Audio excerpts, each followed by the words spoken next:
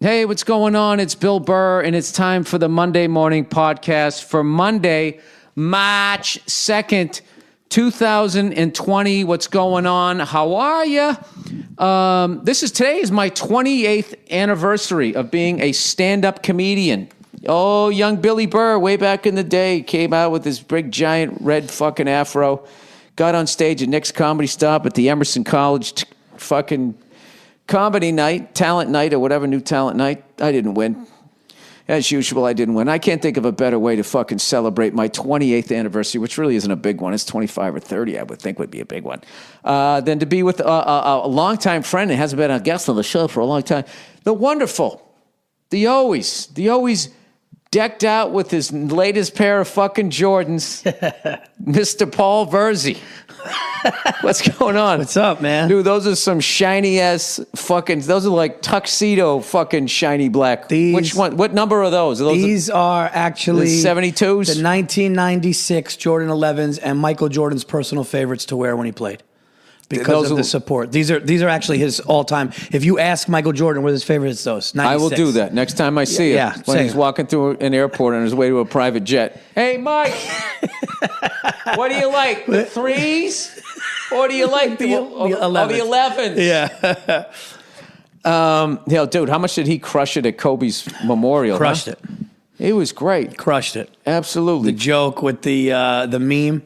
He goes, I told my wife I'm not going to cry because now I going to have to see this meme for the next 3 or 4 years. Isn't that funny? And he crushed. Like, he stand-up crushed. I know. I just think it's so funny that, people who can't even fucking, catch a Frisbee can actually annoy the greatest basketball player of all time.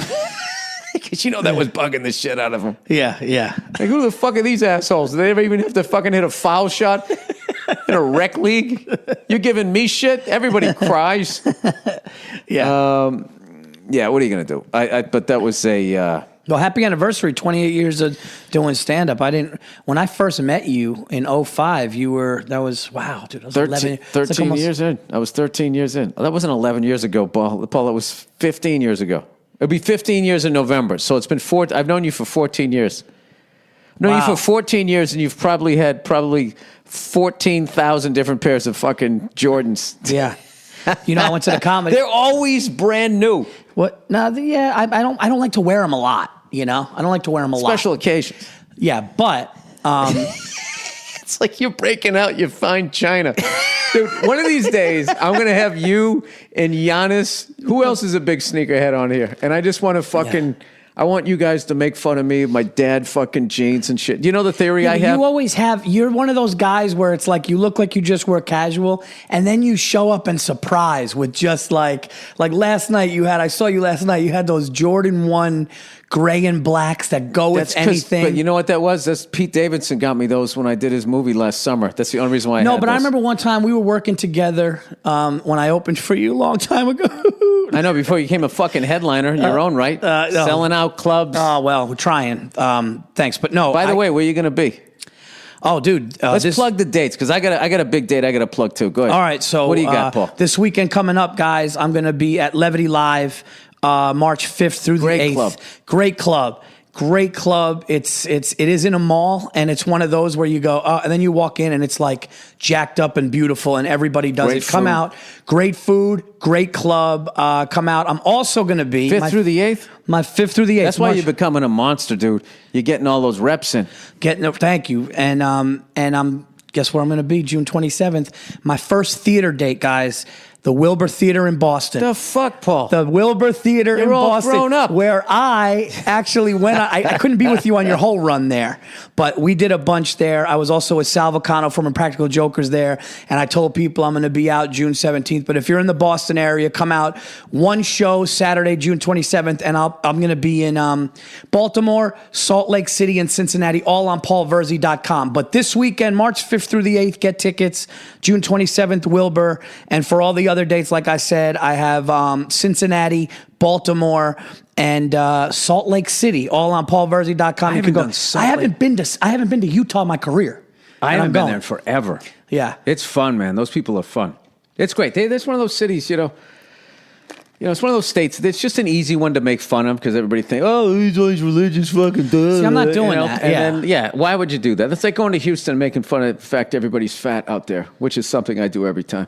I just can't let it go, the fact that they won back-to-back years. Like, how difficult. That's a dynasty with fat people because usually the people that put you over the top are dead a year later. So it's like losing them to free agency, except they die. Yeah. People in the South know how to eat, though, dude. Like, I went down there. Do they? They do. I mean, they pay a price. You know what they are? They're like old wrestlers and old football players where they love the game and now their body's paying for it. Instead of like CTE and shit, they got like fucking clogged arteries. Oh, dude, yeah. Their knees are blown out from weight. They're just limping around. They're just fat. In Houston, they had this nachos, and it was just like, that's nachos, man. And I was like, that's how you make nachos. No, but it was on a platter, dude. Like, it wasn't like, New York nachos. The fucking pig in the middle of it with an apple in its mouth. The chips down here, we let them sit out in the sun for an extra day so they're strong enough to get that swine meat off the middle. But you know what? They own it. Like, you could be like, you guys eat like animals down here. And they'd be like, that's right. Start clapping. Yep. They don't care. They don't give a fuck. They don't care. That's why they drive trucks. Wisconsin people are animals, and they they're drive the best. trucks, Paul, so they can get in the fucking vehicle. Their workout is stepping up into it. But once they came out with that thing where they had, like, that electric step that you open the door and it just kind of comes down? Yeah, that was for people down south. You just see that truck. that pickup the wheels thing, are still on the ground, but you see the whole truck moves. The rest of the truck moves as the guy goes to get in. Dude, speaking of that, me and Joe Bartnick, our buddy, we were walking in Pasadena, and there was a giant, dude, I swear to God, there was a giant dog in the back of this RAV4, and they only had it like this, and it was going, oof, oof, and dude, the car. What do you mean had it like this? So people at home, the window was down? I think they didn't want people to like make eye contact with it, and the windows were really tinted, but it was just a little bit, so the dog had air, but you can see the silhouette of the dog was gigantic, and it was going, roof, roof, and the whole seat, it looked like people were like fucking in the back. Dude, I never saw a truck sway from a dog barking. Just barking. And it was like, roof, and Joe, Bartnick's big upper body, and I just started laughing, and Bartnick's like, dude, this thing made the truck go like this, back and forth, dude. It was awesome. The way you described that, I was picturing that, that vague picture of the Loch Ness Monster when you look... You're looking in to see what the fuck is in there. No, dude, like, there are some dogs in my neighborhood. I don't know what it's like out here. I mean, I'm sure it's the same, but where I'm up in the country, like where there's like farms where you have to have your dog fenced in. Like, your dog has to be fenced in the house. Or a mountain lion will get it. Mountain lions and packs of coyotes and shit. And dude, there's like a couple of dogs that when you go by with my dog, we know to just take another route. Coyotes are like B-level, like headliners. You know what I mean? B-room headliners. Like, they're not quite wolves. No, you know what it is? Coyotes get confident with more of them. Well, there's always two of them. Well, wolves fight in packs too, but there's always fucking two of them. But you know what? They don't really fuck with people. They're gonna be like super hungry to fuck with an adult, as far as I know.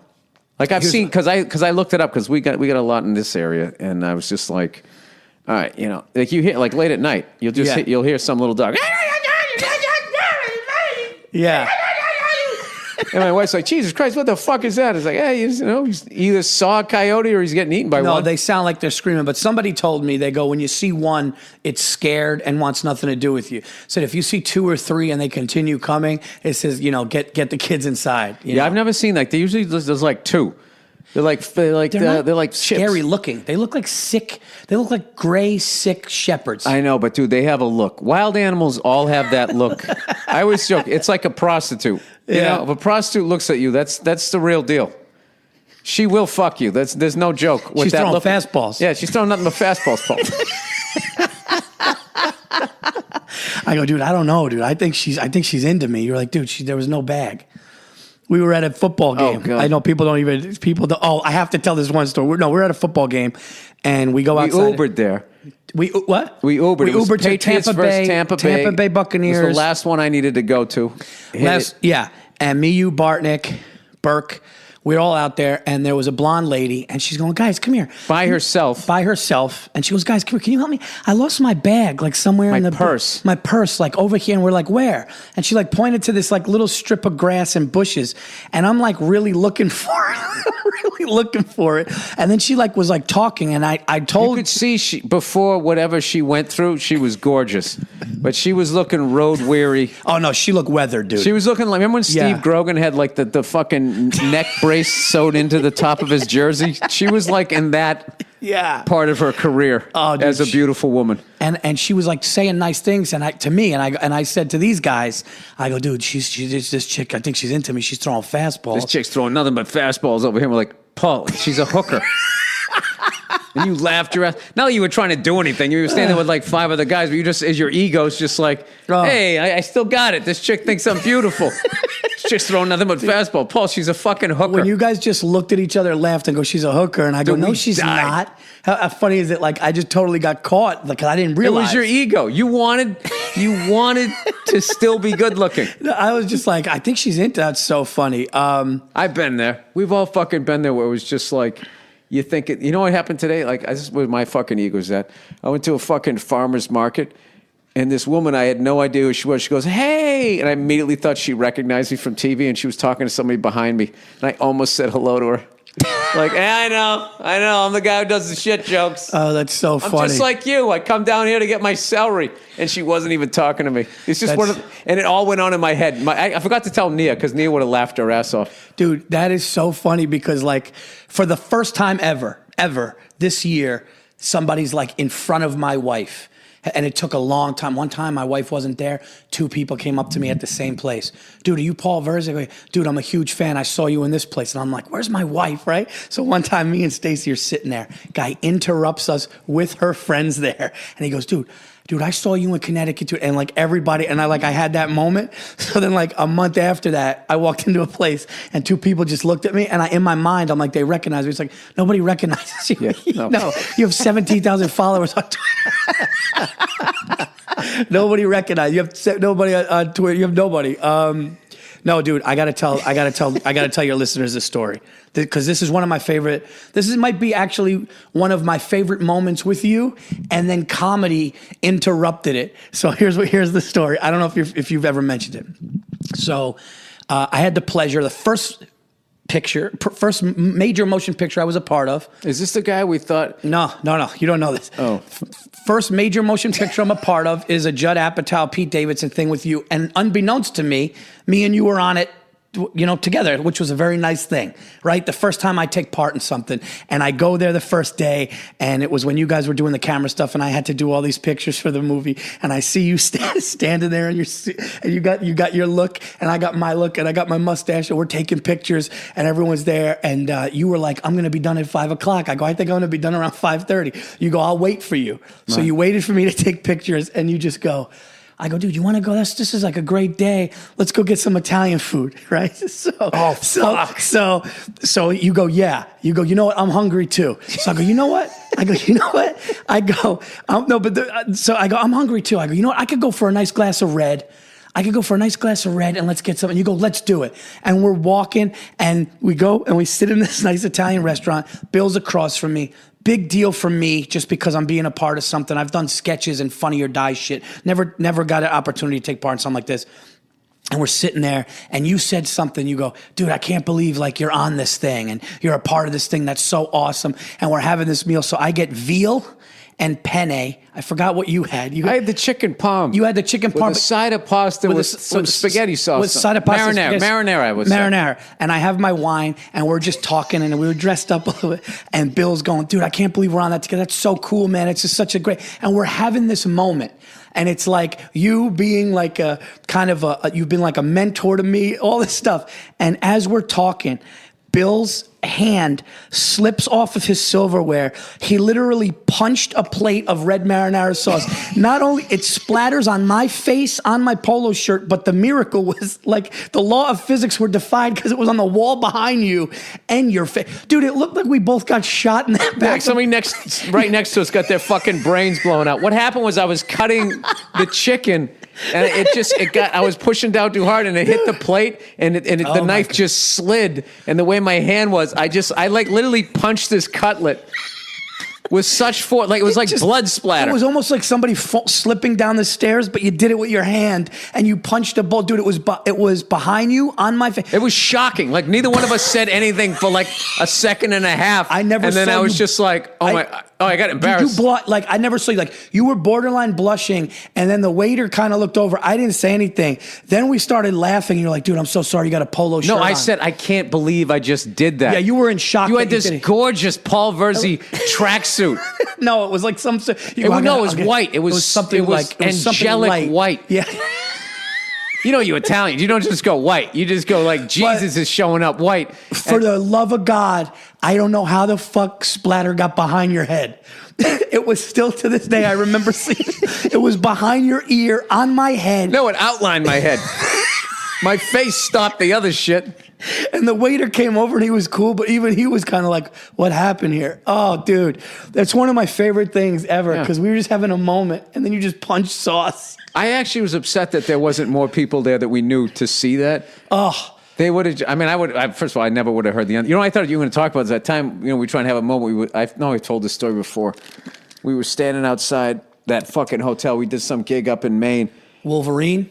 Oh, you just blew it, dude. Because he came out and we thought he was dressed as Elvis, but he was fat and it turned out he was dressed as Wolverine. Like I thought he was an Elvis impersonator. And we were smoking cigars and then you go, he looks awesome. That guy looks cool. Yeah, and I thought he looked like fucking, I thought he was an Elvis impersonator. He came out and turned out, I looked at him closer and said, oh, fuck, he's supposed to be Wolverine. Yeah. But he looked like Elvis when he was all fucking on pills. So we was standing there and he was smoking a stick and he was cool as shit. And we were in the middle of telling a story and he's telling a story and just fucking ripped, he farted like he knew, like we were his kids and we were in his house. Never broke the story. He was just telling, hey, fucking blah blah blah, and then he did. I tried to impersonate. It was like, it was just like a fucking. It was a windy, wet, fucking like what the fuck. He just kept going, and I fucking left you because I turned around. I turned around and left you with him, dude. You turned around like a fifth grader who like a fifth grader fucking around in the back of class, and you just started laughing. I've known you 14 years. I've never farted in front of you like that. This guy who's been outside, this guy just ripped ass and then just kept talking. And Bill, you turned around and walked away. And we went from this guy being cool to get him the fuck out of here. Do you remember? We're like, what? Get this guy the fuck out. You did, because I didn't. Because I couldn't regain my composure. It was like one of those things. It was, you know, when you want to laugh as hard as you ever laugh, but you can't, makes you go into like almost like hyperventilating. That's what was happening. And I was, for some reason, I don't know why I was so concerned. He didn't give a fuck. I should have just laughed in face like, dude, did you just fucking, what was I worried? What was he going to do? Throw an Elvis karate kick? How was he that comfortable doing that with two strangers? Well, I mean, it wasn't like a slipped one. He was one of those guys where it's like, hey, there's no ladies here and we're outside. It was a very old school. Yeah. Like, yeah, fuck it. Like he just didn't give it. He was very comfortable with himself. Yeah. Was he in like a wife beater? Was he in like a weird? Wasn't he in like a weird? Do you have like an open button down with like a wife beater underneath? It was one of the like hairy. It was one of the Wolverine outfits. It was like he had the mutton chops. That's what fucked me up. When he came out, he had the chop. He had the pompadour and the fucking thing, and I was thinking, oh fuck, he's gonna be like, you know. He looked like a character. Maybe I never loved you. I think he was start singing some Elvis shit, and yeah. Yeah, he did look like a character. Speaking of characters, congratulations on being in last season's Mandalorian. My wife was like, she doesn't like Star Wars, and she saw it, and you were like, that was a badass thing. It's funny because you don't seem like, you know. You don't seem like you in that would be like me and Harry Potter. Would be like a Star Wars fan on ESPN. It'd be like me and Harry Potter. I know. There's no Italian wizards. I have no. That's dope though, man. That's dope to be a part of that. Was it fun? Yeah, it is. I was kind of telling somebody the other day, like when I go onto a shoot, it takes me a minute to get into that mindset. Just because as a comedian, you have such freedom. I can do whatever the fuck I want, whenever I want. I go on stage, I say whatever I want. It works or it doesn't. I plow ahead. I don't have to do it again. And then you get into that thing, and they're like, okay, your call time is this. Right. Your lunch is here. we need you here for this and stuff. So like the first 3 days, I'm like a fucking cat on a leash. Like like I can't fucking handle it. Yeah. Like, and then it's like you say something, and then the script person comes over. It's actually like paging Mr. Herman. Mr. Herman. Yeah. You said Mr. Herman, paging Herman. You just for half a second like, Well, who gives a fuck what I said? And I says, oh yeah, that's right, I'm doing this. So it takes me like 3 days. I have my little meltdown, my little hissy fit of like, why does it take fucking 90 million hours to do this shit? And then after like 3 days, then I settle into it, and then I just have the time of my life. I really have a good time and really appreciate, getting the gig and all that. But the first 3 days, I don't think I say anything when I'm on set. Yeah. It's just like I'm in between my ears going like, I could just be at the fucking movies right now.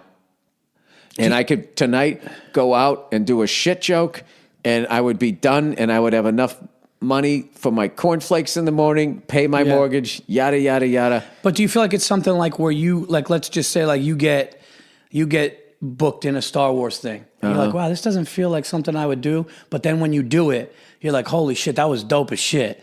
Like, do you like? No, everything that I've done it takes 3 days.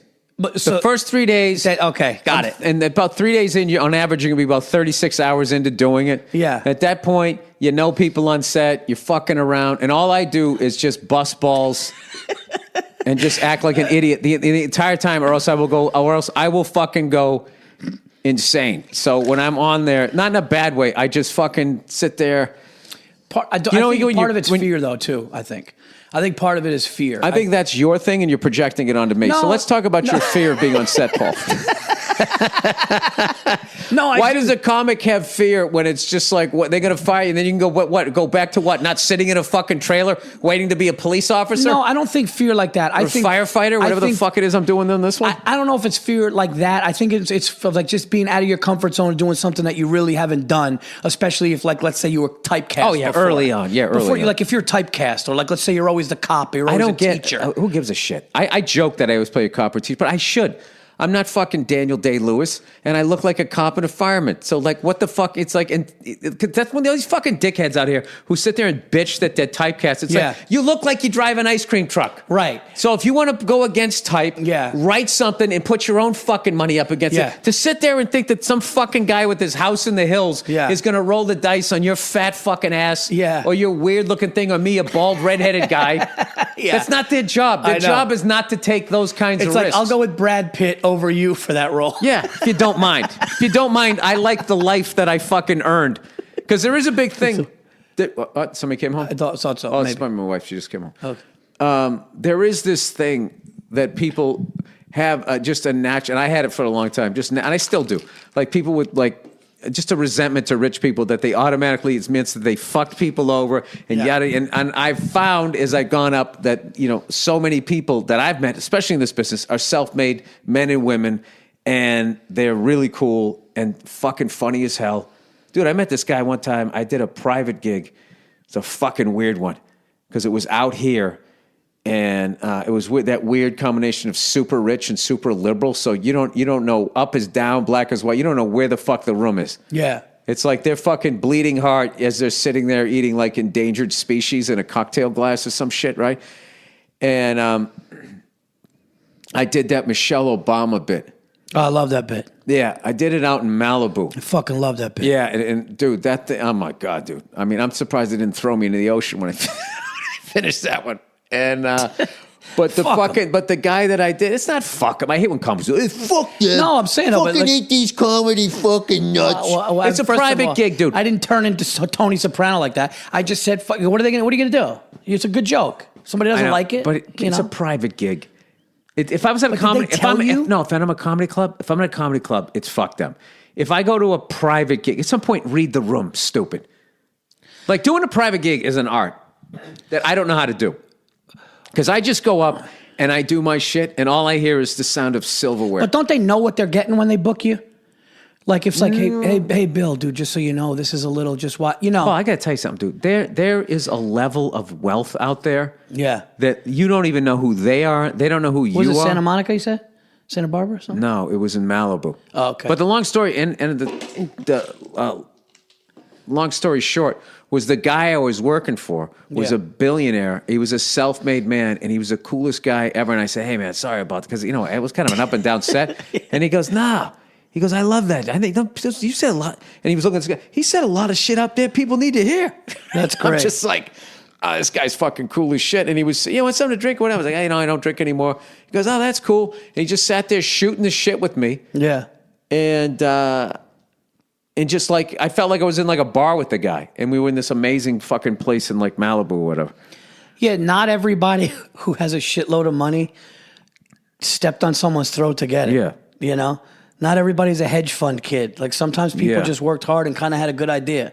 Yeah, it's one of those things. Yeah, it's the same way like not everybody who's fucking like broke is like, I don't know, whatever the stereotype is of that you're fucking this, that, and the other. It's just, the whole thing is fucking stupid. But if you have money, if you're rich, it's okay. It's considered punching. It's the same ignorance, but it's considered punching up for whatever reason. Don't you notice that everybody is on one side so far? Like everybody's like this coronavirus thing. Which I woke up today and Which, by the way, is curable. I figured it out this morning. Isn't it? I go, yes, it's curable. I love when you say I figured it out. No, but this morning, my favorite thing is when you preface it with, I thought about it, I figured it out. No, listen, no. I woke up. I figured it out, Bill. You know, I thought about it, I figured it out. I just realized something, though. I remembered Matt something. Damon, and you just did the math problem. and you continued pushing your broom. I woke up today and I go, you know what? I go, it's funny how this shit happens during an election. And I'm not saying it's a political thing, but the media keeps talking about this. So I looked up today. You know how many people are on the United States? Over 328 million people live in the United States of America. You know how many cases are in the United States right now? 76 cases of coronavirus. You know how many people died? 1. And she was 89 years old. So they're basically like, this is like a really bad flu that is airborne. And if you get it, you need to be, if you're healthy and you get it, you could be treated for it. But I'm looking, the media is actually making people like panicked about it. It was funny, this guy at the farmer's market, he had this fucking mask on, like, I swear to God. I went to the movie theater the other night to see Uncut Gems and everybody had him on. I'm going like, what? I'm like watching an Adam Sandler movie. Hey, you know something? God bless him. God bless him. God bless him for doing it. Because if they have it, you're not going to get it. I don't mind people being over-prepared, but I just look at it like that shit is in China where you can't even fucking roll over in your bed without running into 36 people, and they've been able to fucking contain it just to a couple thousand people. I think we'll be all right. I think so, too. And I'm not saying it's not something to be concerned about. Excuse me. You fucking run out of the room. Throw this microphone cover out.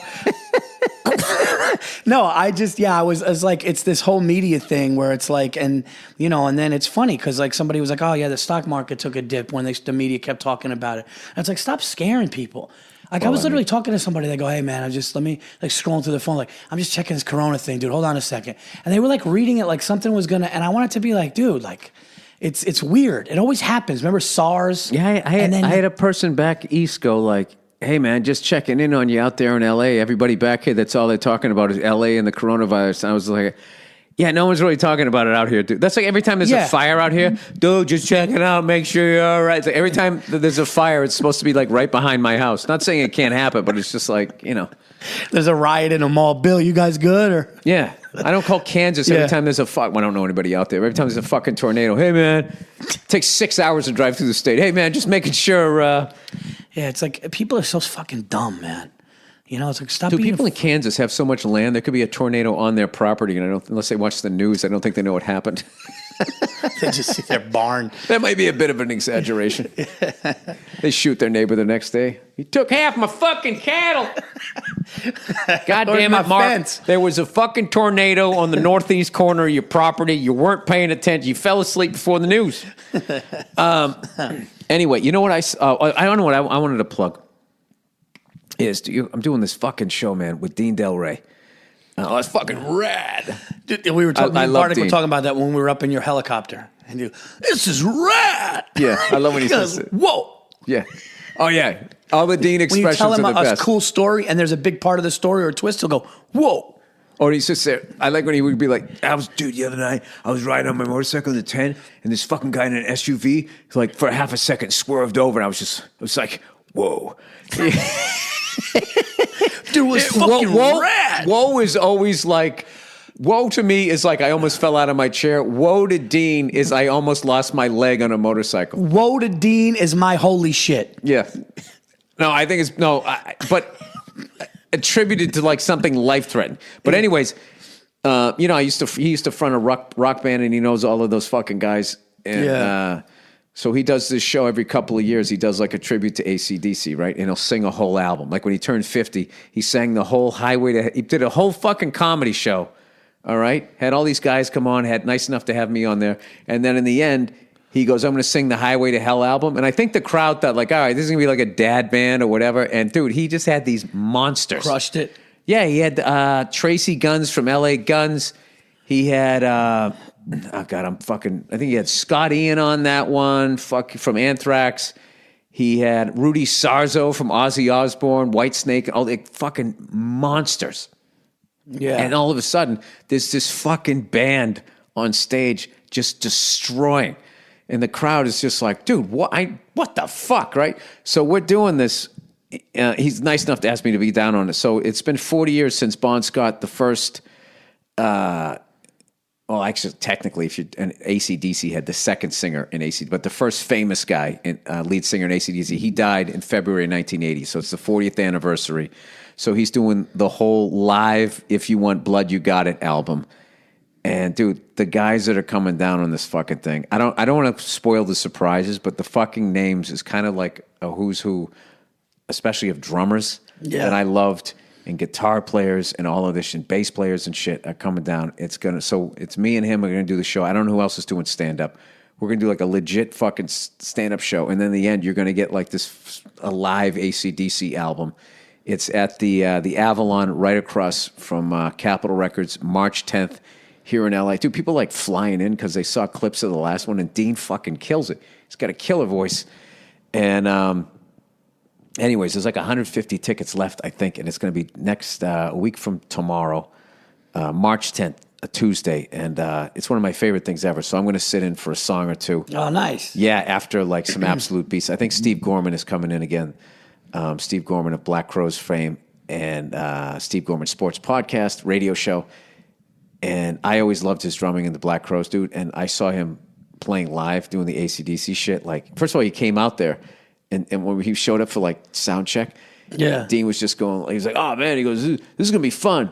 And he just looked at him totally seriously. He goes, "You see this out here?" And he was just pointing out to where the empty seats are. He goes, "That's gonna be fucking carnage tonight." Like he came out like fucking like game 7. Who said that? The drummer, Steve Gorman. He goes, wow, this is gonna be fucking carnage. Like he wasn't fucking around. He's like, no, we're doing this justice. Oh, I love that. Yeah. So that's the attitude of people on this. It's going to be fucking. Yeah. I'm very excited. That's awesome. / nervous because I'm playing one song. So what always happens is once I get out there, I'm cool. But then once I do my bullshit, then I can enjoy the rest of the show. Being nervous is great. Being nervous is part of it, man. If you're not nervous, you're fucking up, I think. Yeah. You know. I would say so. Hey, you know what? I could actually read some fucking advertising here. I totally didn't even listen to what you were saying because I was so busy. Like being nervous is okay or something like that. I'm just going like, yeah. I'm like looking at the clock here. Listen, Bill, I don't like you anymore. Our friendship's over. Yeah. Yeah. I'm just, cool. I left. You heard steps. You just heard. All right. I got to do my. It's funny. I'm literally looking at the ad reads. I can't even do that before you start looking at your phone. This is how it is now. It's how it is nowadays. Oh, hey! By the way, have you seen the E60 Drew Bledsoe? Yes. Oh, how great was that, dude? I didn't understand how hard he got hit. And did you hear what happened in the ambulance? Yeah. When his brother's sitting there and his brother goes, he faded out. We were like, we didn't know if he died because his lungs had a clot in his lungs, dude. How about the fact that when he came back and they didn't give him his job, and he didn't lose the job, he got hurt. So the job was his. And Belichick goes, I'm sticking with Brady. And tremendously embarrassing, and he has to fucking stand there. And he could have been the biggest nightmare ever, and we wouldn't have won. You could have divided the team, and we would not have fucking won the Super Bowl that year and gone on to, you know what, and he was just took it like a champ and was like, I'm not going to be a jerk, but at the end of the season, you know, he sat there and he smiled and waved, didn't go to the parade, I'm fucking out of here. And he took out a full page ad, thanked everybody in Boston, and then went to Buffalo and, dude, the end too. I love when I don't know, spoiler alert here. when they were saying, "Do you think Belichick made a mistake?" He goes, "Absolutely. If he stuck with me, we would have won 8." And it's just like I love hearing him say that. That's awesome. Yeah, dude. And I love that he's just like drinking wine now, relaxing. He was a Yet good, still in shape. He looked fucking great. Was a really, really good quarterback. Parcells loved him. Everybody who played with him loved him. Like he was a good dude, but it was crazy to hear. They were like, it was the loudest hit they like ever heard. Yeah. And What's the guy, Mo they Lewis? Played it in real time, dude, and it just looked like he just went down like dude, it was brutal. Yeah, no, it was bad. It was it's unreal. And that clip, and then Brady comes out. It's just like. How about Brady going? Yeah, unfortunately, he's not getting his job back. When Bledsoe's like telling his mom, like, "Oh, he's gonna get a job now. It's so good. I'm glad he's getting." Yeah, he's like happy. And for him. Brady's going like he's never. This is it. He's never getting his job back, and he did. Yeah, didn't that guy in the Cowboys do the same thing? He said I don't know. That wasn't Bledsoe. That was Tony Romo. He's like he's not getting his job back. Who's the Cowboys quarterback? Now it's Dak. Dak yeah. Prescott. Isn't he the one who said that? By the way, you think Tommy Terrific's coming back or no? Dude, if I was him, I'd try to get, if he's good at broadcasting, I'd get into that game because Tony Romo just got one of the sickest contracts. Yeah, but Tony Romo's like, he got that contract because he's just ridiculous. He's amazing. Yeah, like. But that's great. Play the same game. Well, I'm half as good as him. Give me fucking 8.5. But 8.5. Something's wrong with Brady. Like, Brady wants to keep playing. It's like Brady wants to keep proving it. And it's like. He can't shut it off. He can't shut it off. It's great. Yeah, it's great until he's. You don't want to see that guy getting scraped off the fucking field the way they did Brett Favre, you know? Yeah, but he's not Brett Favre. But he is a certain age. I mean, he's 43, man. He's 43, yeah. He is 43. But it's like. I just got a feeling, I don't know, but like. They protect quarterbacks more than they used to. He also doesn't throw back over the middle against his body, which was a big Brett Favre thing. Gun to my head. No, he would never you. throw. Gun to my head. I love Brett Favre. Brett Favre wouldn't get Brett quadruple covered. He's like, yeah, I can get it in there. And I don't know if I want to see this, but gun to my head, I think that Brady goes somewhere else for a year. Like I think Brady's going to do what Montana did. You or no? You always say what Montana did. Montana didn't do that. Didn't Montana go to the Kansas City Chiefs? No, they fucking forced him out and said we're going with Steve Young. That's why he left. Oh, okay. See, No, not okay. I've told you that like 40 fucking times. Did you? Yeah, and then all those times when you were going like Brady's better. Yeah, but no, but Montana Brady's better didn't than have- fucking Montana. When it took him 4 times to get fucking four super. No. You were saying this when he had like fucking. No, I said it when he had 3. No, first of all, when he had fucking 3, you were still saying Peyton Manning was better. I said Peyton Manning was the best regular season quarter. I said No, you didn't. No, I said he was you better. didn't. No, You you're said right. if You're you right. had to pick somebody. Yes. 05, 06, when I first got to know you. That's when I first got to Yeah. know you. You told me that, and everybody on ESPN, if you got to pick a guy to fucking da-da-da-da. The guy had 3 fucking rings and couldn't get arrested. I did say that. I did in 07, I said Peyton was better. Then I flipped it, and I did say when Brady had 3. This is how hard you flipped, though, Paul. You went from Peyton is better to Tom Brady, and in an 11-month period, you went to Tom Brady is the greatest quarterback of all time, which in the end, you ended up being right on. But, like, this is why... I did flip quick, but I felt like I did get it right. Well, Paul, this is the thing. If you fucking shoot a zillion half-court shots, one's going to go in. But I you're can not do it in less than a zillion. But you're not deadly from that range. I can knock Dude, down a you're one of half-court these shot. guys, dude. You have a mountain of chips in every hand. You push them all in. And one of those times you're going to be like, dude, I won $10 million in that hand. But Joe Montana didn't have to go to Kansas City. Joe Montana could have left. What I'm saying is Joe Montana could have stopped playing at that time, right? Could have finished the San Francisco 49er for his career. This is a different argument. No, but what I'm saying is, I hear what you're saying, but what I'm saying is Joe Montana I hope said, you hear it, I'm going 'cause to I've go told it to to you another, 12 I'm times. going to go put another jersey on.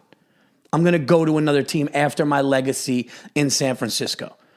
And he actually ended up. But he was forced out. The Patriots are not forcing Tom Brady out. They're letting him see what is out there, and then they're just going to match it and then just see, what he does. Yeah, because he's been a good guy. We've always had him locked down. He's taken less money and everything. Let the guy do this. And here's the thing, too. If he does leave, no Patriot fan should have a fucking problem with it. No, but it's a tough thing to see as a Patriot fan. It would be a tough thing to see. Like if Eli went to the Jaguars or did something like that, I'm not comparing Eli Manning to Tom Brady by any stretch, but seeing that guy, he beat him twice, so I think he's in the conversation. Seeing Jeter in a, it's like we've talked about this before. There's been some bad ones, and seeing Jeter in another uniform, it's like you can't. That's why I love Eli. Yeah, but then something. Then years later, Mitchell and Ness makes the fucking Joe Namath Los Angeles Rams fucking jersey, and it's the shit. Or the Johnny Unitas Chargers jersey, and then it's hard to see, I guess, as a sports fan. I don't know. Well, I think it's harder like in some sports, but not in like basketball. Let's talk basketball, Paul, and what they can do to fix the fucking NBA and get out of this era of the fucking super teams. Because if I see one more team loaded with free agents and listen to them afterwards, we just need one more piece. It's like, how many good guys from other teams do you fucking need before you guys can fucking get on the same goddamn page and win something? Like, it's always like they have like three monster teams. Yeah. It's like every jock in your grade all piles on one team, and then they play the math team every other fucking night and win by 40 fucking points. Dude, that thing. Let me do the fucking reads here. Oh, look who's here! Me undies. You got a piling fucking team. Me undies. It's a nightmare. It's not a dream. Watching you win by 45 over a team you used to fucking play. Sorry. Come on, man. KD going from fucking Oklahoma to the Warriors. I mean, what the fuck is that? They had a 3-1 fucking lead. They didn't know how to win. And then the bitterness would set in, and then the next year you would get to see the war. Can they finally put the demons to bed? And now, it'd be like if Jordan just joined the fucking Pistons. Yeah, and Jordan stuck with it and ended up beating Magic them. joins the Celtics after the Lakers lose to fucking in 84. Or Burr joins the Lakers after they lose to the Lakers in 85. That'd be the dumbest thing ever. You want to know? Oh, go ahead. Do your. I mean, you keep luring me in here, though. I'm not going to lie. I know. You're sitting here going me undies, and then you're like, it'd be like if Durant, and I'm like Paul, waiting to jump in. Imagine your fifth grade self looking into the future and learning that as an adult you got a Me Undies membership.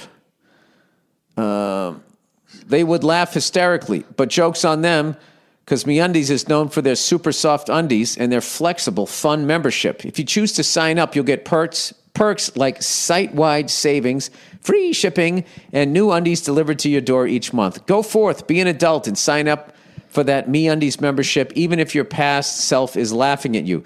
You've probably heard MeUndies are the softest undies to ever grace your nethers. That's because they're made of micromodal. Modal? What the heck is that? The magical, sustainable, soft as heck fabric made from trees. Yes, trees. That makes your bits feel like they're floating on a cloud. They're designed to be the softest thing you ever put on your body and offered in a range of sizes from extra small to 4XL. Oh, that pickup truck's shaking again, Paul. Different prints, colors, and styles. MeUndies doesn't like to just make undies. They also have loungewear, which has recently had a glow up, whatever that means. Check out their new line of style modal loungewear you can wear in and out of the house. They know they're on every podcast, but that's just because they're looking for the true undie domination. They won't stop till you all try them. MeUndies has a great offer for my listeners. For any first-time purchasers, you get 15% off free shipping. This is a no-brainer, especially because they have 100% satisfaction guarantee. To get your 15% off your first pair, free shipping, and 100% satisfaction guaranteed, go to MeUndies.com/Burr. That's MeUndies.com/Burr. All right, sorry, Paul. I suck at reading out loud. Two more. Policy genius. If there's one thing humans aren't great at, it's predicting the future. Paul Virzi would disagree. Yes, I would. I would. Fuck that. I could do it. Oh, I'm joking. I know. Just take a look. Even if you weren't joking, I know your track record. Just take a look. You love a head case. Just take a look around. No, the amount of guys that you said, this guy's going to fucking blah, blah, blah, that ended up blowing up a fucking locker room. We got to call, there's got to be a name for that. Just take a look around. No amount of crystal balls, fortune cookies, or tea leaves could predict the world we're living in right now. But unpredictability is also what keeps life interesting. The trick is to enjoy the ride without worrying about what's around the corner. And one way to worry less is to protect the things you've worked so hard for, like your home, which means you need home insurance, which means you should probably try Policy Genius. First, head to policygenius.com and answer a few questions about yourself and your property. Then Policy Genius will compare your policy against other options from top insurers to make sure you're getting the right home insurance coverage at the best possible price. They save their customers an average of $690 per year doing just that. If Policy Genius finds you a better rate than what you're currently paying, they'll do the work to get you switched.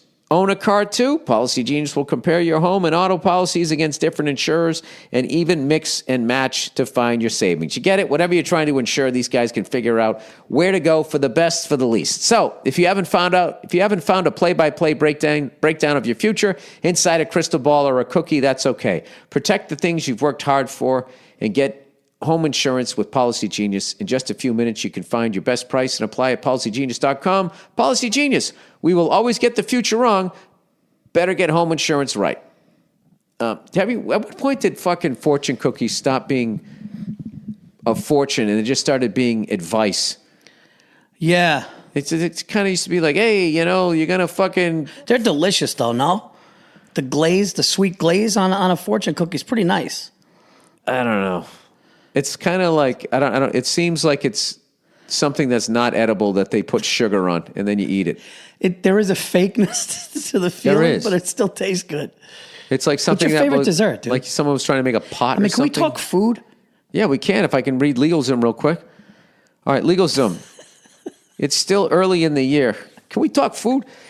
We've already talked sneakers and sports. We talk sneakers. We're running out of topics. It's a couple of dopes, but we're doing well in life. Should give all of you guys hope. It's still early in the year, but if you run a small business, 2020 will fly by. That's why you should use LegalZoom right now to make sure you're set up for success. Over the past 19 years, LegalZoom has helped more than 2 million Americans start their businesses by incorporating forming an LLC and more. But even after your business is set up, LegalZoom can still help you out with a lot more. Things like lease agreements, changing tax laws, and reviewing contracts all play a part in running your own business.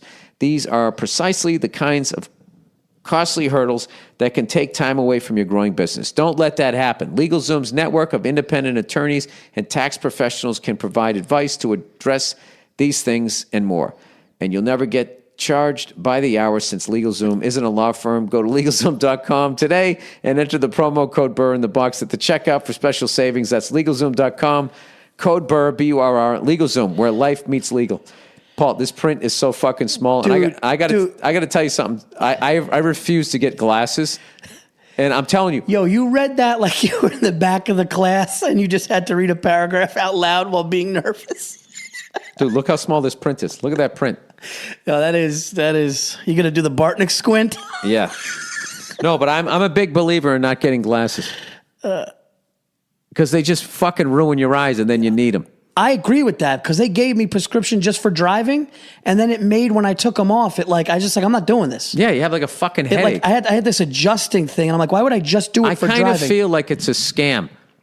I kind of feel like LASIK eye surgery, like they know how to do it better than they're doing it, but they're like, if we just fix it, then they're not going to come back and, have to fucking do it again. Isn't there something about that? I'm just waiting for them to perfect that. And I'll tell you what's fucking bullshit, Paul. As a fellow guy who's fucking bald here, the fact that they can put a laser on your eye and all of a sudden you can see all the way to Kentucky, but they can't figure out how to make your hair stop falling out of your fucking head, it's bullshit. Yeah, but they cured polio. How weird would it be? Slowed down fucking AIDS. How fucking weird would it be, though, if we took a pill, we just puffed out all of our hair? Oh, it'd be the greatest thing ever. Like, what hairstyle? Dude, I would have Andy Gibb hair. You take a pill Monday and by Saturday you just got a fucking mop. The excitement of coming back would be ridiculous. I mean, actually, be honest with you, I love having a fuck. Once you shave your head, going bald sucks, but once you shave your head, you're fucking cool. I mean, not saying you're a cool person, but you're fine. I just miss being in a barber chair where the guy actually had the brush and like you felt the comb and he cut it and you looked at a picture of a style and you just talked to him. I miss that. I actually don't. I miss the barbershop camaraderie, man. A cool barber. That I do miss. Yeah, I do. But you can go down and just hang out. All right, listen, I got one for you. Gun to your head. One's got to go. Okay. One's got to go the rest of your life. Okay. Sushi or pizza. You could never have another one again. Oh, this is a no-brainer, dude. What? Paul, there's like no fish left. Stop eating fish. I meant taste-wise. Take that away. I meant sushi. taste. Let's say there was a surplus of I fish could have forever. pizza like 15 days of the month. I could not eat sushi that much. And I gotta be honest with you, Paul. There's very few good sushi restaurants. There's a lot of people out there doing the sushi thing, just like pizza.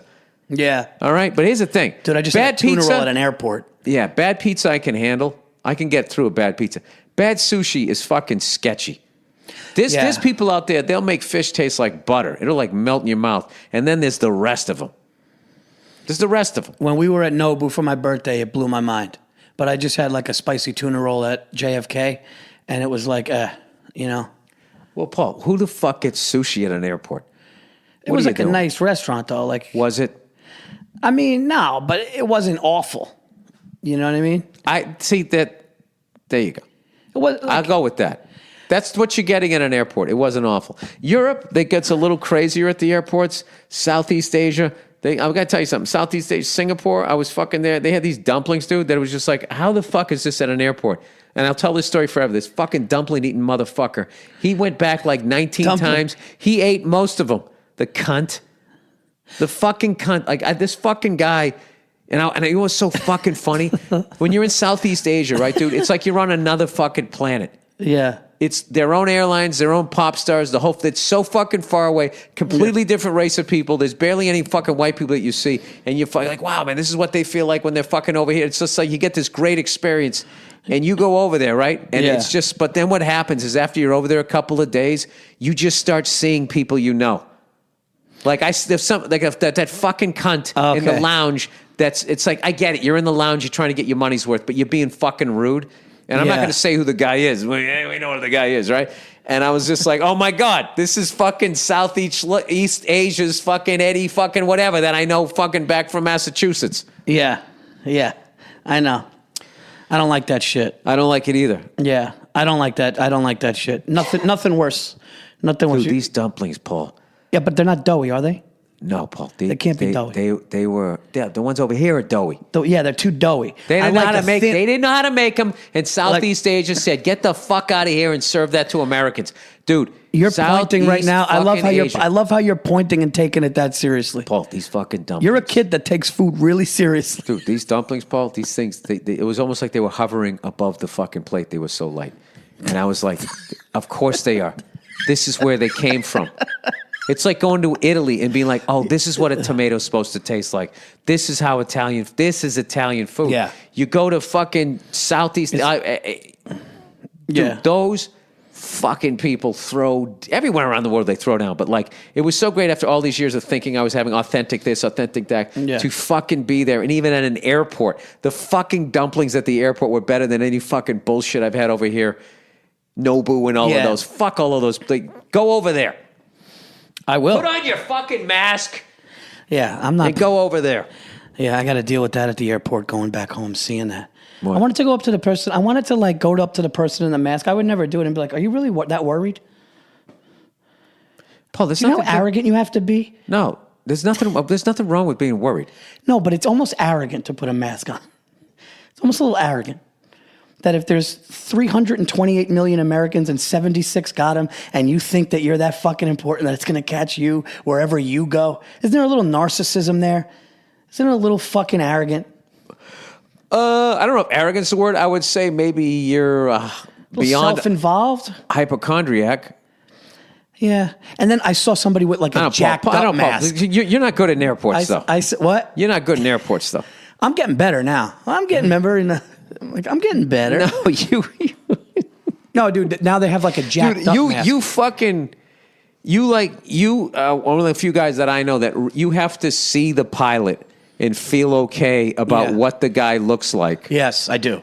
That's true. Yeah. I like to look at the pilot. I like to look at the guy who's doing it. I like to look at the guy who's doing it. And I can't even say half the shit that you fucking said. What? You could say it. No, I can't. Oh. Okay. No, I can't. All right.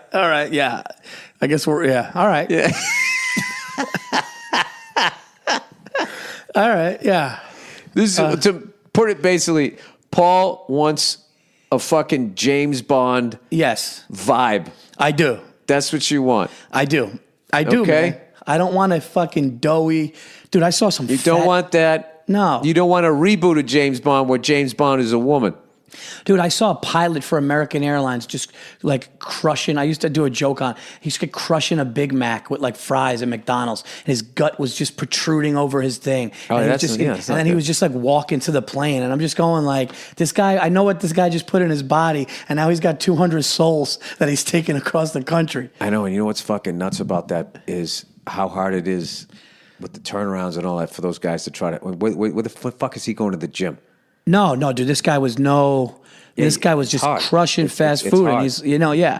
I told you, I was online one time, and this guy was going to Hawaii or something. It was funny. He was like a heavy-set black dude. And he goes, I go, can I ask you something? This is early when I was nervous flying. I go, can I ask you something, man? I was like, is it okay? Like, does weather matter? He goes, oh, today's actually a good day because, it's a little hazy.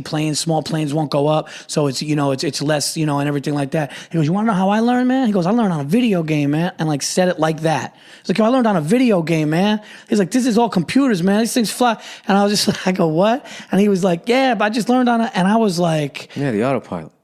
It's like, he said it's a computer that flies a plane, and then until it comes down, it's just... Yeah, the takeoff, and then you probably take off, and then they tell you to turn whatever heading, and then you just put it on the autopilot. I mean, I don't know how it works, but I mean, you can literally just set the altitude that you want to go to, and then, there's another button that just automatically pressurizes the cabin and all that, which during your pre-flight, you got to make sure that fucking thing's on, or... all of a sudden, you're going to start talking to your co-pilot, and nothing's going to make sense. You can make weird radio calls, and then you're going to pass out and eventually run out of gas. Did I tell you Mark Teixeira was on my airplane? You ever see that one? Mark Teixeira was on my airplane, and I had it was the first like real aborted landing where we almost touched. I'm not even joking. I'm not even kidding. Everyone was getting their shit together, and we were right there. I thought the wheels were going to touch, and all of a sudden it just went and went right back up. And nobody said shit, and everybody was going like this, and I was like, I just saw my car, dude. We were there, and people were going, and one guy's going like this, and I told you the wind shear. So the guy came on, he told us, he goes, listen, he's like, there was some dangerous stuff. He goes, we got a rough wind shear. He's like, we're gonna come around, we'll be down. And then when he finally hit the second time, everybody just like went forward, and some of these people's heads were hitting, and he just had to do it. And it's like you were saying, I think you said, and other people like, no, that guy probably saved our lives. Yeah, because I love when people bitch about a hard landing, like the guy sucks or the woman sucks who's flying the plane. A lot of people will talk about wind shear and they don't even know what it is. It just means you always take off and land into the wind, okay? And what happens shears is it goes from like a headwind to a tailwind. So now the way the wing is designed, the way the wind is flowing over it, you're not going to get that low pressure, high pressure going to low pressure lift unless you fly faster. So then when you start to fly faster, you're landing faster than you normally do, which means you could possibly run out of runway. Oh, okay. And, there's all kinds of fucking aerodynamics. And then as far as, I obviously don't fly fixed wing, so I don't understand a lot of that shit. Yeah. But I know with like helicopters, with us, if there's wind shear, it will spin us around like a fucking weather vane. Jesus. Or you could have like loss of tail rotor effect, all of that type of shit. But like, where's aviation going to go, man? In like 15, 25 years, something like that. It's going to get even safer. It's going to be safer and probably faster, Whatever happened to that Concorde? Remember that Concorde plane? That plane went from like New York to London in 2.5 hours. It's such a tragedy. And then there was like two accidents. One fluke fucking thing happened. Fucking tire came off when it was taking off, and it somehow went up into building it, right? It went up into the engine. They lost an engine. It caught on fire, and then they fucking smashed into a fucking hotel. Yeah. And then what happens is like, that one's a fucked up one because that was actually not human error. Like pilot error is a thing that like, that's a mechanical failure. Yeah, that's the scary one because for me, pilot error is not nearly as scary to me as like say like the Kobe thing happens. Everybody's just like helicopters are fucking dangerous. It'd be like if the guy was just flying and the main rotor fucking just came off. Right. And then a few days later, on a completely different model, the same thing happened, Right, then it's time I to would be be like, like, what the fuck? I'm not flying. Right. Yeah. Yeah, of course. But if somebody, If somebody's like, that guy shouldn't have been up there and he made a bad decision, rest his soul. yeah, somebody in That's, like a fucking, a little Cessna decides to fly into, like I saw when this guy flew and whatever he had, he was looking at an old, whatever his I don't know. I don't fly in weather like that, but whatever he was looking at was not an updated map of the weather system that was going on. So he had something from an hour ago. Yeah. And so he was flying by that, and the guy's on there going, "You're flying right into this fucking thing." And he was just in one of those little ass fucking Cessnas, and he flew into some shit that would throw a DC-10 or a fucking 747 around, and that was just it. It ripped his fucking wing off. Let's not talk about this, Paul. Yeah, let's talk about the Houston Astros and how is fucking. I don't give a shit about that stuff. I'm so glad they did that. Fuck them. Fuck anybody. You know, it's just like Not fuck them. no, fuck everybody. No, the Yankees deserved that. They deserved it. You know who didn't deserve it though, man? Who? That fucking kid who came forward on the Dodgers and goes, "Yeah, I guess they're right what they say." Kershaw? Yeah, he goes, "I guess they're right to say I choke in the playoffs." And then they went back to the tape and they said every breaking ball in the playoffs when the Astros were home against them, they hit. Every batter against Kershaw when he threw that breaking ball, which was one of the greatest breaking balls, got contact, and they said it's never happened before. And then they showed the numbers when they were playing at Dodgers. Fuck the Dodgers. They spent they spent a ton of fucking money. The Yankees and the Red Sox, dude. How many fucking World Series did we win? The Yankees and the Red Sox combined with 180 to $200 million teams with roided up free agents. Absolutely. I mean, like that wasn't cheating on some. That wasn't an unfair fucking advantage. And as far as like also knowing what pitch is coming, I just look at it like the Astros never won one. They finally brought a gun to a gunfight. People are cheating every fucking game, and here's another thing too. And the NBA's fixed. Here's another That's thing the funniest thing. You want to talk about cheating? I would NBA's say fixed. It's finessed in that they the do NBA is everything filthy, that they dude. can to have the two monster teams be there in the Absolutely. finals. No, not calling the foul on the big guy. Yes. But that and No, absolutely. Did you hear what Kevin Garnett said on Bill Simmons when the Celtics got that Game 7? That's crazy that he said that. We were not part of the NBA's agenda. Is the closest thing you'll ever hear a player go like, this shit was fixed. Yeah, absolutely. No, come on, Jordan got calls. I think LeBron's going to get calls too. In a big moment. They want Lakers Celtics. They want that. But what they did though was they rebranded Lakers Celtics with. They learned that it worked when the Heat was a monster team. They learned that when the Golden State Warriors were a monster team. Yeah. Where it was just like people peeked in because they wanted to see the David versus Goliath. Well, dude, when they after that Donaghy thing, when they said like they had meetings going, if Rasheed Wallace and Allen Iverson open their mouth once, tee them up, even if it's not worthy of if another player did. It was just like they had these like rules. And then, dude, when you watch that Kings Lakers. But that's the kind of thing, though, with that individual shit, though, that's like one of those things where, like, it's kind of an earned reputation by the player. Yeah, that I get. That happens in baseball. If you're going to be like a cunt and show up the ump, you're not going to get that call in the corner. You're just not. Yeah, if they don't like you. But that Kings series, when they're just looking confused and you're like, this game is completely fucking manipulated. Right. You just got to be, like now these guys, you got to be like undeniably good. Just like comedy. You told me that. By the way, like, you know what's funny? And I wanted to get your take on this too. Because, but I don't know. Remember, I remember calling you up like years ago and being like, yeah, dude, Montreal said no. And then the next year I was like, yeah, dude, I had it good. And they said no. And you go, Paul, you have to get undeniable. A guy like you has to get undeniable to get into that festival. And then the next year I got in because I just had undeniable things.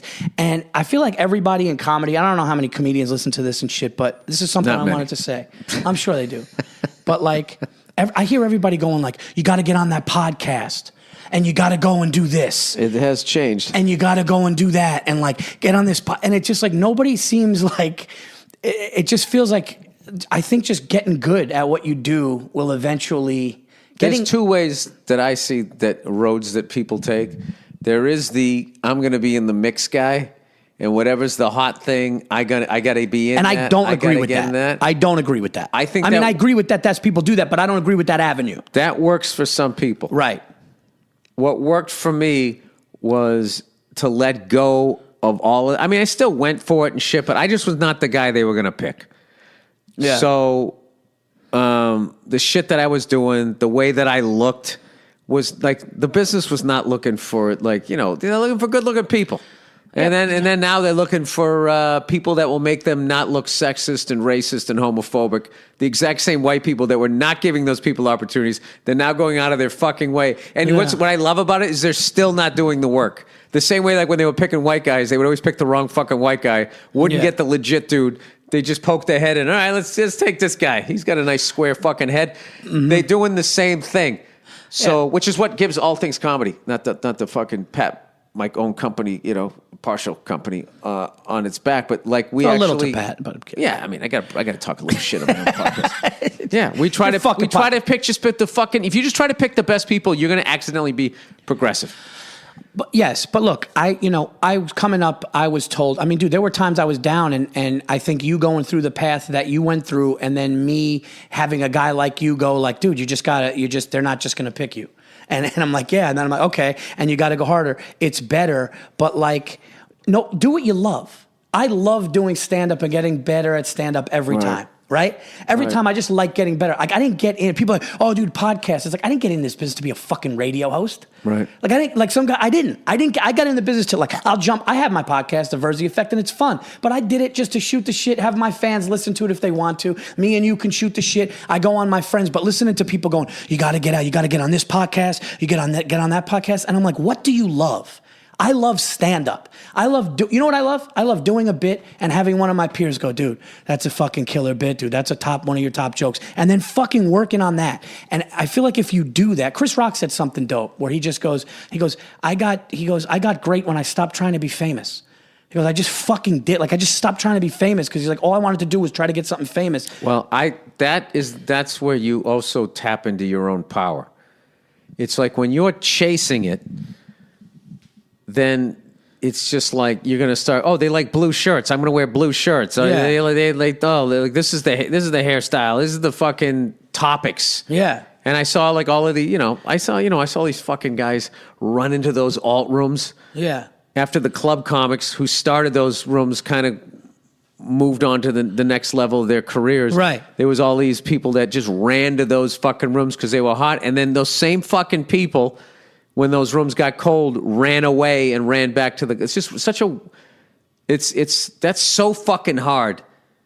It's such a harder way, I think, to try and get there than to just be like, you know what? I'm going to get what I'm supposed to get, and I'm just going to say what the fuck I want to say. And if this doesn't get me all the way to where I wanted to be, I won't like have regrets because there's nothing worse than going down swinging with somebody else's idea what you should have said. Right. Exactly. Like worse. if I go down, it's going to be going down with my plan, my avenue under my fucking terms.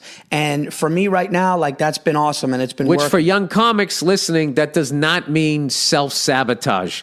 No. Because there's a bunch of people that I came up with and I still see to this day where they're just sabotaging themselves, and then they do this fucking business, so they can't handle a guy like me. But they can't handle a guy like me telling the fucking. It's like, dude, have you seen what's on the internet? Anybody? You're just telling jokes. A guy like me is really fucking funny. It's taking yourself so ridiculously seriously. Yeah, but the self-sabotage is always going to be there. What about these comics that are fucking brilliant? And I've seen it a million times. And obviously, I'm not going to mention names, but I've seen comics that are fucking brilliant and just fucking drink themselves out of the business. They just drink themselves. They're either at the party getting hammered, slurring words, and then they're not getting up writing because they're all hungover. And I'm like, dude, that was me. Like when I first came up, I hit the scene doing shots and everything. I'm like, oh, this has to slow down. Yeah. Like this is like, you got to fucking, I think it's a certain type of person though. I think that like, rest his soul. I think that the Kobe Bryants, I think that the Tom Bradys, I think the Derek Jeters, I think the Michael Jordans, I think there are certain people, okay? And, in comedy, and I'm not trying to make you feel uncomfortable, but I think you're one of those people. I think I'm one of those people that I don't accept. I always constantly want to, Paul, I'll be forever chasing the perfect shit joke. Yeah, but you're one of those people. You're like a relentless lunatic with what you do, right? You're a relentless fucking animal. And I feel like guys that just want to keep, dude, look at Tom Brady grab his fucking lineman's face mask and fucking crack it. The guy's got 6 rings and he's like, let's go, looking at the crowd, let's go. That's not a normal, that's why he is who he is. Right. Dude, when Kobe Bryant was tearing, congratulating the Celtics, and he was fucking holding it in and like literally weeping. And I'm going, dude, that guy's coming back next year or like something. Do you know what I mean? Like I just saw, like, you don't see that. And there's a lot of athletes that don't have that, dude.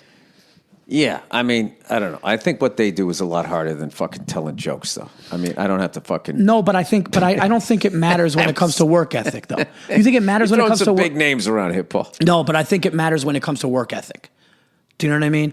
Like getting on the plane and doing the radio show in the morning when it's already sold out. That's something that... I will say that I don't understand... I never understood the New York comic. The guy that just stayed... Hey, I'm a New York comic. I mean the guy that was just did the New York clubs waiting for that agent or the manager to come in to sign him, and then which would happen. Yeah. And then I'm just staying here till I get on TV, and then I'm going to do the fucking road. And it's like, I never understood that. I was always just like, no, you do the road now, you build up your following, and then the following gets you the TV show. Or you got half your following, and then the TV show puts you over the fucking top. Yeah. Because your half a following tunes into your show and gets you ratings. I just never understood that, like, there was all of these guys when I came to the city that would fucking destroy in the city, but could only do like 30 minutes. I would go on the road. They get on the road and they had jokes about Alphabet City and riding the fucking E train and fucking and blah, nobody blah, could blah. relate to it. And they were just like, what the fuck is this guy? I had owners in the middle of the country going, you New York guys, man. One time he said, he goes, oh, dude, you had time. And I go, what do you mean? He goes, you did your time the whole way. And he's like, you New York guys, you guys got that set, that 12 to 15 minutes. And like they were saying, it's like, that's why we don't book too many New Yorkers. And that's when I realized you need to do them both. Like, I feel like Well, there's an arrogance with you guys. What do you mean? You guys think every other city sucks. You think Bill, the fucking place shuts down at fucking 2 and I can fucking drink till 5 in the morning. Like you guys can't get a slice out here, right? Yeah. It's the dumbest shit ever. Yeah, you go to like San Antonio and you're pissed because you can't get a good slice. Rather than going out there like, Paul, they're into barbecue. This is what the fuck they do. Although we did have a good time in San Antonio. But yeah, I just think that there's like that was one thing that I didn't understand. And I thought, as a young comic too, I knew I was like, thinking, going, that doesn't make sense. They might be right, because I did see a few people do it, but I was just like, or you could fucking become a monster out here by doing hours. Back then you only had to do 45 minutes. Now you do have to do an hour to close, but doing 45 minutes. Then you come back to the city, and it's like, what, I got to do what? This spot's 12 minutes, 15 minutes? I can do this in my sleep. Yeah. One thing I have to actually credit is my wife, because my wife was just like, I believe in you, and like, go ahead. And I told her, I was like, look, I'll try to contribute what I can. Right. But let's just say I wasn't with Stacy and I didn't have kids and I was in the city. I would have probably gotten a car and had a 1-bedroom apartment or something and tried to do the road and all that. But I think that I could have ended up either being distracted. I mean, I probably still would have figured it out. I lost some years in New York. Every comic does. Yeah. Yeah, you have those. You have those years, but like my wife, dude, my wife fucking held it down. My wife held it down and supported me, dude. My wife is the best. So. Of course she did. Oh, hey! Oh, the speak lovely of Nia. it. Speak of the wives. Hold on. The lovely Nia. Oh, I timed that. Pop it in. Hey. Talking about. Oh, I'm just on the podcast. I'm just giving my wife credit on the pod. Oh, the male listeners are so mad right now. No. Here she comes. Oh, they're tuning out. They're like, oh, what does this woman praise right now? What does this woman praise? Good to see you. No, you crushed it the other day. She crushed it on the podcast. She goes, we were watching Real Sports with Brian Gumbel. We love that shit. Yeah. We love that show. We're fucking sitting there watching. At one point, we're just watching, after the guy does the the story, he comes in and he's talking to fucking Brian Gumble, and she just looks at me. She goes, "What is he writing down?" Always with a pencil and a legal pad. Always. Yeah. And I'm like, Put the mic so they can hear. I'm just like, what are you writing down? The story's done. It's over. It's wrapped up. You know. It's like on the fade out. Yeah, exactly. And he's sitting there. Making I feel notes. like he does that because it's a power move. Like you're answering to me, and it's just like. But I just have a few more questions. That I'm going to talk to you after this. After you've done the research, why didn't interviewed people months. We've been working on this. The thing. piece is over. Yeah, but he's still got some follow up. It's not enough for him. Oh, dude, I love when Stacy hears this, and I'm going like, my wife really like supported me coming up in comedy, and then you just hear Nia coming out and say, "Of course she did." that was like, I swear to you, would have thought there was a director going, "All right, Nia, come down now, come down right now." That is your cue. That was perfect. I just had to come down here and say hi and give you guys a little bit of shit. That's great. It's all right. How's it going? It's What are we going talking good. About? What are we chatting about, fellas? Well, unfortunately, it's the end here. And It's the end. I know, it's an hour and- Too bad. 14 minutes in here. Go another hour with Nia. I know. I won't hold you. I just came to say hi and say. great to see you. How was your night? You had a good night? Yeah, I had a good night, but I'll chat with you when you guys wrap up. I'll be Sure. upstairs. Oh, good to see you. All right. That was hilarious. I got to show you when we're done here. I got to show you. I went to Big Five Sporting Goods and I got a T-ball set for my daughter because she saw the song "Take Me Out to the Ball Game" and she loved the song, and now she wants to go to a baseball game, and she was imitating swinging a bat. Oh, yeah. And she was doing it lefty. So I'm like, oh my God, she's going to make the big leagues. Second, anything left-handed, a dad just thinks, oh my God, she's going to make the Olympics, right? I wish that I could be there because you're on the West Coast, I'm on the East Coast, dude.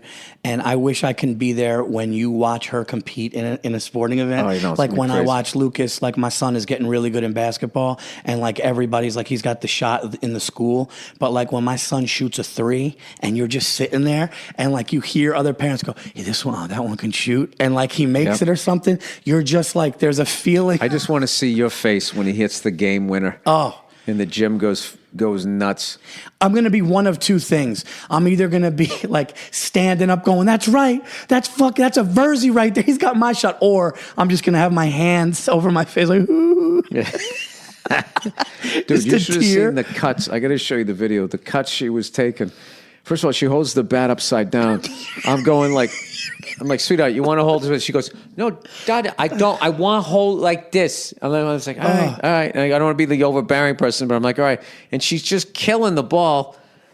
And I'm going to, I go, the day you turn that bat around, she already has like a level swing. Yeah. And we had and it was great too, was she was like, "I want to do it myself." So she was like setting the ball on the tee, doing the whole thing. I was like, oh my God.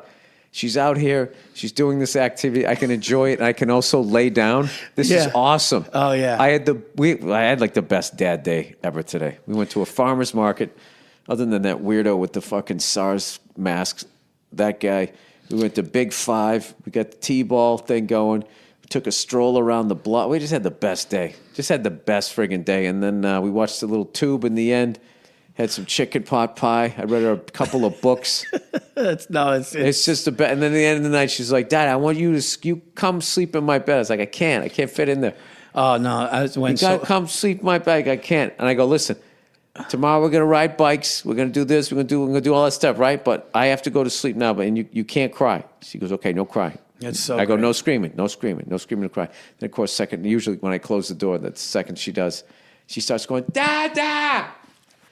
This was the one that I can ignore those, but the ones when she goes, "Dada, where are you?" I go like, "Oh God, I gotta go. I'm right here, buddy." I'm right.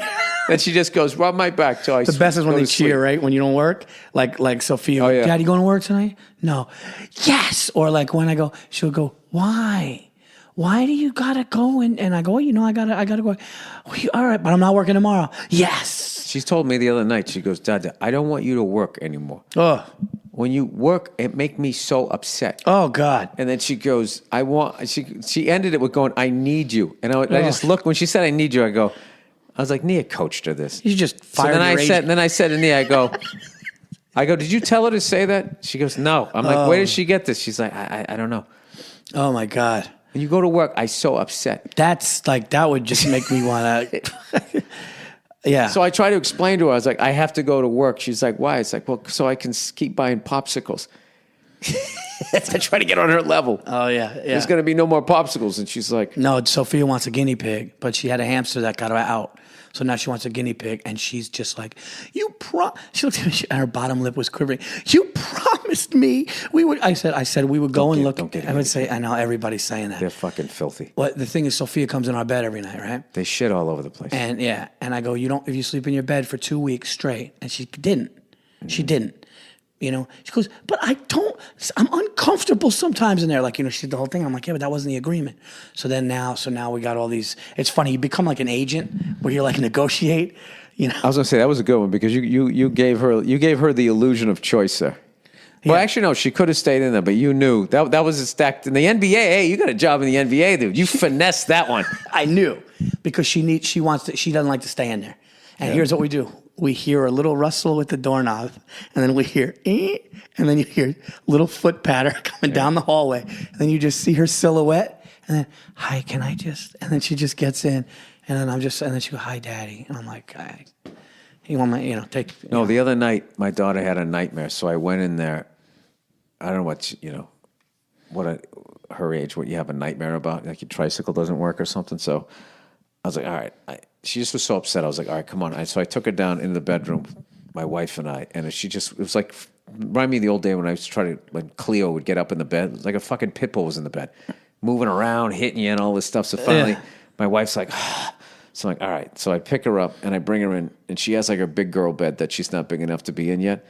So I go to set her in the crib, and she starts fucking crying. So I'm like, all right, fuck this. So I put her in the big girl bed. I go to the guest room. I get the quilt, and then we lay I sleep next to her, but for 2 hours, dude, thrashing around, elbowing me, knee to the leg, and all of that stuff. And then at one point, she was just rubbing the top of my head, and I'm fucking like trying not to laugh. Like, what is she doing? Because she's half asleep.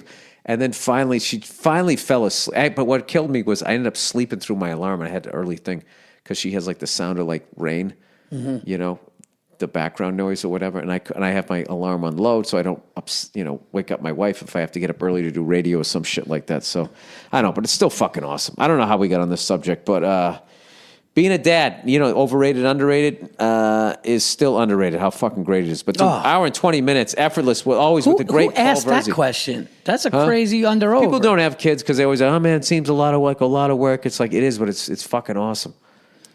I'm going to say this. And also, you don't have time to do a bunch of other dumb shit. I'm going to say this, and I don't mean to sound arrogant on your podcast or arrogant to the listeners, but it's like, if you're not going to get a kid because you really feel like you're not going to be a good parent, I get that.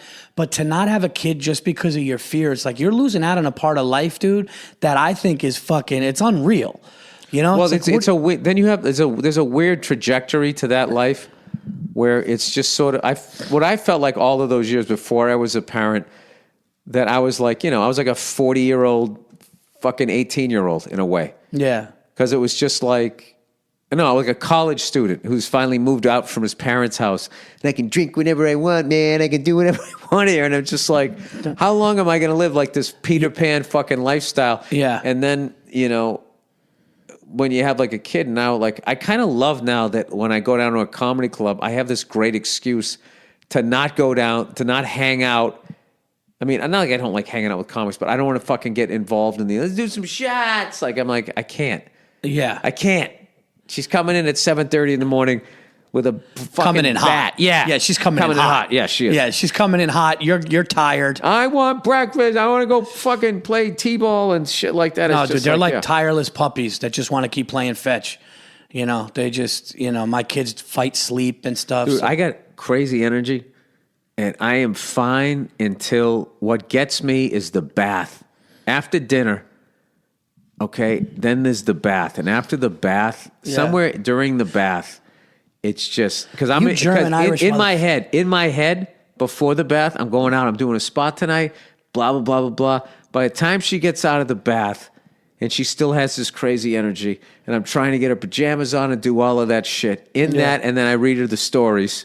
Yeah. All these stories. By the way, that Robert McCloskey guy. No, who's that? Make Way for Ducklings. Fucking one day in Maine. Well, is it the books? Yeah. Oh my God, dude. And he had one. Blueberries for Sal. Yeah, but dude, those guys are stealing money, dude. Who are? Those kid books. No, dude. These are like classics. Oh no, but my kids have like an 8-pager where it's like the geese ate the food.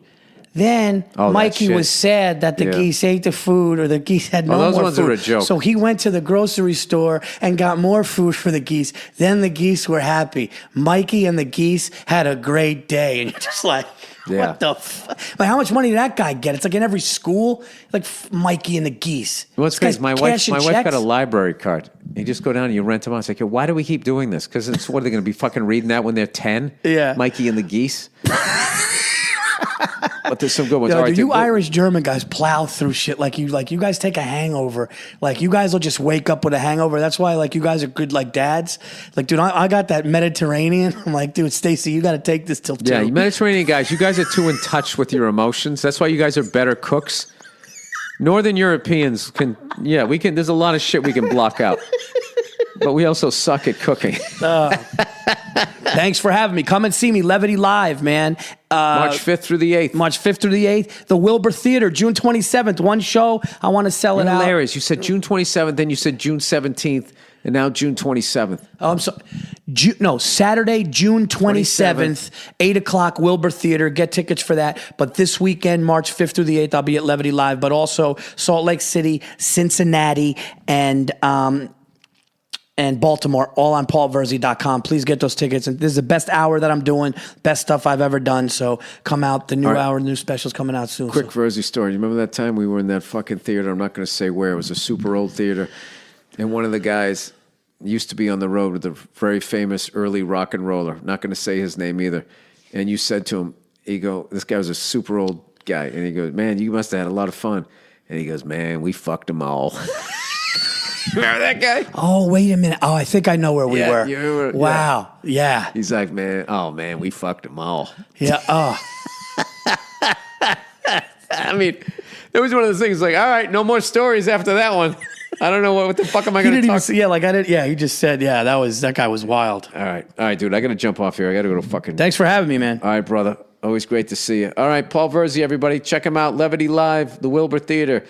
Salt Lake City and fucking Cincinnati. I'll check in on you on Thursday.